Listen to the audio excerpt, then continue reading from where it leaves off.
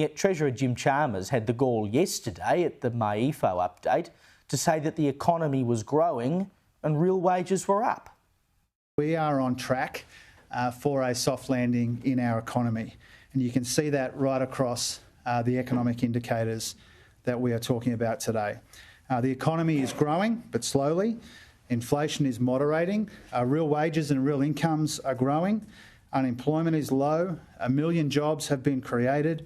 Participation is around record highs. The gender pay gap has narrowed. Tax cuts and cost of living help is rolling out. Well, that's cold comfort, as the Western Australian Council of Social Services quite clearly found in their report. And as for economic growth, this is the problem. The federal government wants both parents at work because it means they pay more tax. And of course, the worse the cost of living is, the more you have to work and the more tax they make.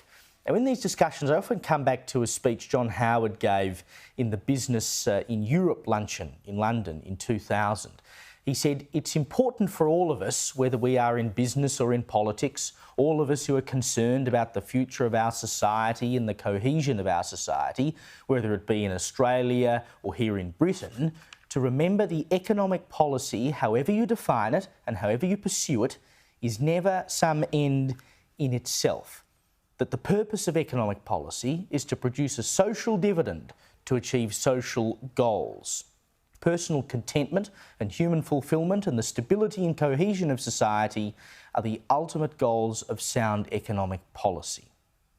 I mean, that was 24 years ago. He also described on many other occasions what he called the human dividend of economic policy. And when Howard launched his 2004 campaign 20 years ago, he said that running the economy well only has a purpose if it delivers a human dividend, if it delivers things for the Australian people.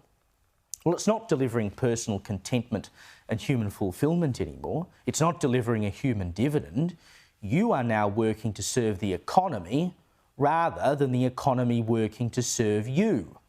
Is it any wonder that the fertility rate in Australia is now 1.5 children per woman? And no, that doesn't mean that she's having half a child. It means that we're not replacing ourselves because we can't afford to. I mean, to want to have children, you have to feel secure. And a lot of people just don't have that security anymore. And those who do have children are increasingly paying more with less.